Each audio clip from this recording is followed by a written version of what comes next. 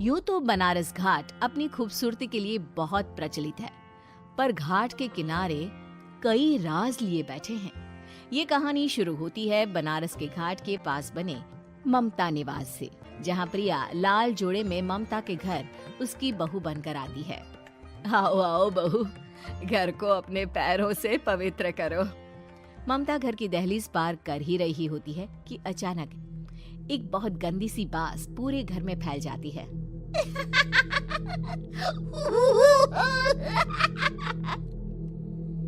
ये बदबू और ये आवाजें, ये कौन हंस रहा है माँ? अब ये पड़ोसी ना हमारे थोड़े अलग से है। कहाँ हम शाकाहारी और ये मांस मच्छी खाने वाले। छोड़, तू ध्यान मत दे और गृह प्रवेश कर। और हाँ बहू, अपनी सास की एक बात हमेशा याद रखना, इन पड़ोसियों से तो कभी बात नहीं करेगी। अच्छे लोग नहीं है ये। अपनी सास की ये बात मानेगी ना बेटा? हाँ माँ, जो आपकी मर्जी, मैं उनसे बात नहीं करूंगी। अगले दिन प्रिया अपनी पहली रसोई बनाने रसोई घर में जाती है। ये छोकी बात तो नाक में जा रही है। एक काम करती हूँ, खिड़की खोल देती हूँ। प्रिया खिड़की खोलने जाती है। इतने जाले, लगता है इस खिड़की को कभी खोला ही नहीं गया। पर ऐसा क्यों? ओह, नॉन वेज की स्मेल आती होगी ना। 2 मिनट के लिए खोल लेती हूँ, फिर बंद कर दूंगी।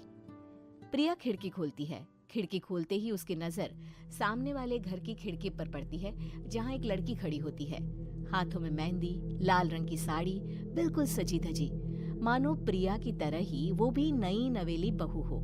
वो प्रिया को देखकर मुस्कुराती है। हे भगवान, माँ ने तो इनसे बात करने को मना किया था। प्रिया फौरन ही खिड़की बंद कर देती है और तवे पर चढ़े रोटी की ओर देखने लगती है, पर वहाँ रोटी न होकर मछली पड़ी होती है। ये क्या? पहली ही रसोई में इतनी बड़ी गलती। हे भगवान, अब मैं क्या करूं?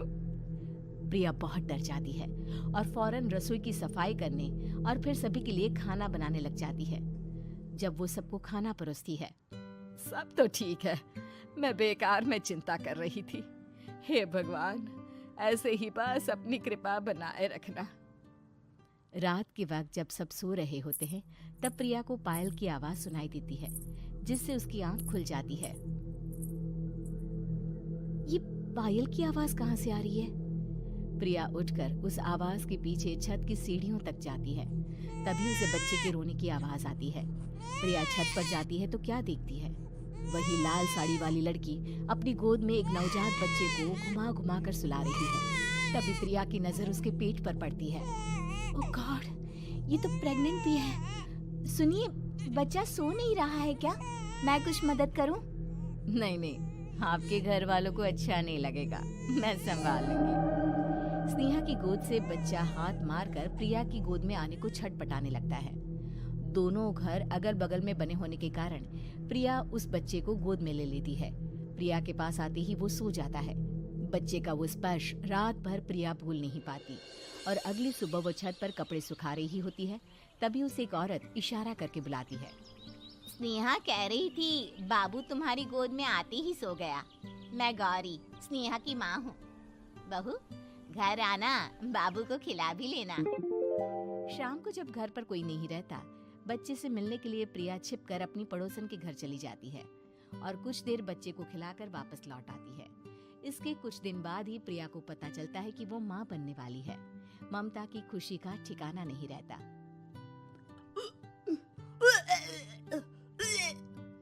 माँ जी, पता नहीं क्यों उल्टी आ रही है।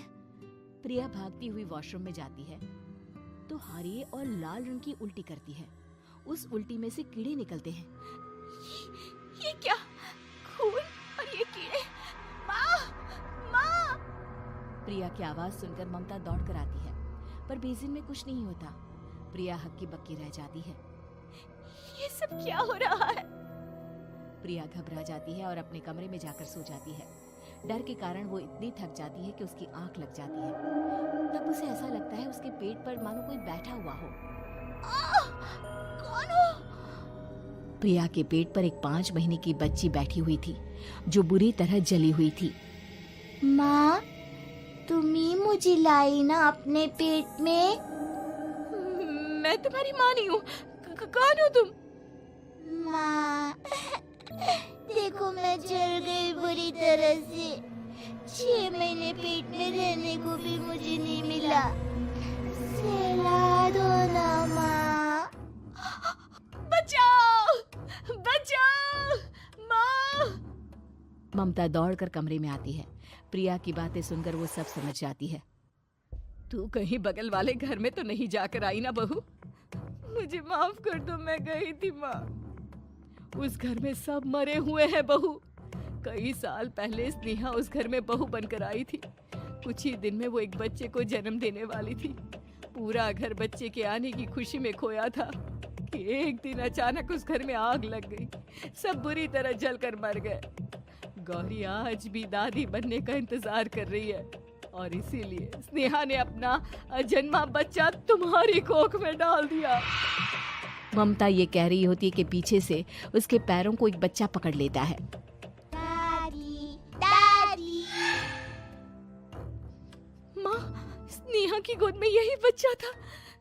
ये बच्चा कौन है फिर? तेरी मौत है। तेरी भी दादी। जिस चीज का ममता को डर था वही हो गया। ममता निवास के ऊपर मौत ने चादर बिछा दी थी। प्रिया का पेट ऐसे बढ़ जाता है मानो 9 महीने का हो। 2 हाथ उसके पेट से बाहर निकलते हैं। बहू, संतोष को फोन कर, किसी पंडित जी को बुला बहू। प्रिया का पति भागता हुआ घर आता है। ये तो होना ही था माँ। तेरा पाप तेरे सामने आ गया तो तू सह नहीं पा रही है। स्नेहा घर में आग लगी नहीं थी, माँ ने लगाई थी, प्रॉपर्टी की लालच में। और वो बच्चा मेरी पहली पत्नी का बच्चा है, मेरा बेटा, जो कि उस आग की चपेट का शिकार हो गया था। मैंने तुमसे ये सब माँ के कहने पर छुपाया था। मुझे माफ कर दो प्रिया। तुम अगर चाहो तो यहाँ से जा सकती हो। मैं तुम्हें किसी भी बंधन में रखना नहीं चाहता। मेरी शादी हुई है आपसे, मैं आपको छोड़ नहीं सकती, पर उससे पहले हमें स्नेहा, उसकी माँ और बच्चे की आत्मा की शांति करवानी होगी। संतोष और ममता गौरी के घर जाते हैं। अंदर सब कुछ जला हुआ होता है। जमीन पर जली हुई लाशें बिखरी हुई थी। ममता रो रो कर अपनी करने की माफी गौरी से मांगती है। प्रिया स्नेहा के घर वालों का अंतिम संस्कार करवा देती है और ममता निवास फिर से आत्माओं के साए से मुक्त हो जाता है।